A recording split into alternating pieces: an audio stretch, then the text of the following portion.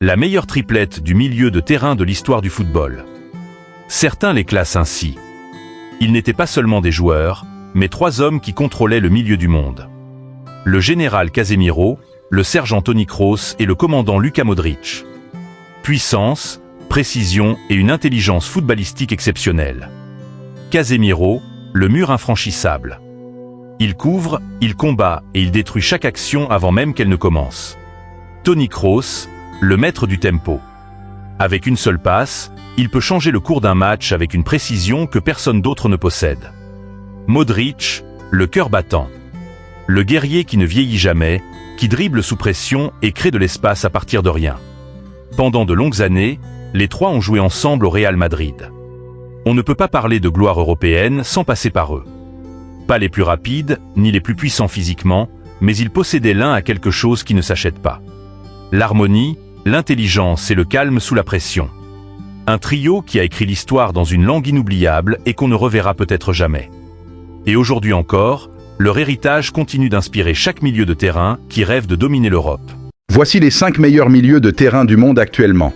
Attendez, le numéro 1 va vous surprendre. 5. Voici les 5 meilleurs milieux de terrain du monde en 2025. Et attention, le numéro 1 est tellement talentueux que beaucoup disent déjà qu'il bat Toni Kroos. 5e. Federico Valverde, l'Uruguayan et le moteur des courses du Real Madrid, défend les attaques, récupère et marque même des buts décisifs, et la boîte parfaite pour boxer, un footballeur infatigable qui n'arrête jamais de jouer. 4e. Martin Odegaard, le cerveau d'Arsenal et le chef de projet d'Arteta, sa vision du jeu et ses passes précises font tout fonctionner. Il ne se contente pas de créer du football, il inspire également ses pairs avec son leadership discret. 3e. Jude Bellingham, à seulement 22 ans et déjà à la tête du Real Madrid, aide, défend et dirige comme s'il faisait partie de l'élite depuis une décennie et le milieu de terrain total, un joueur qui ne semble pas avoir de toit au-dessus de sa tête. 2e. Désiré Doué, le jeune talent français du PSG, est une pure explosion. Contrôle le ballon calmement et brise les lignes avec des transitions rapides. Un joyau prometteur de l'Europe et de l'avenir, référence pour la nouvelle génération française. 1er. Un milieu de terrain espagnol qui joue avec l'élégance d'Iniesta, mais avec plus d'influence, cette saison se développe à un niveau plus élevé que Bellingham, et beaucoup le voient déjà comme le meilleur du monde. Sais-tu qui c'est? Écris-le dans les commentaires. Tout le monde connaît Jude Bellingham, mais qui connaît Jade Bellingham?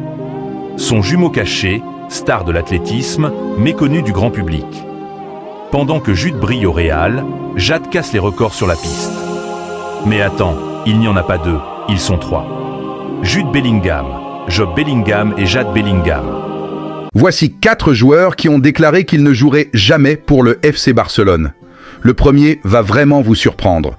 Le 4e, Sergio Ramos, l'ancien défenseur du Real Madrid, avait déclaré dans une interview en 2018 qu'il ne porterait jamais le maillot du Barça, même pour une très grosse somme d'argent. Le 3e, Toni Kroos, avait un jour publié sur Instagram « Le Barça n'a jamais été une option pour moi.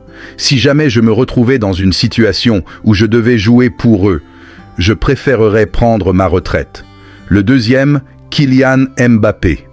En 2022, le Parisien rapportait la position du joueur français à propos du club catalan.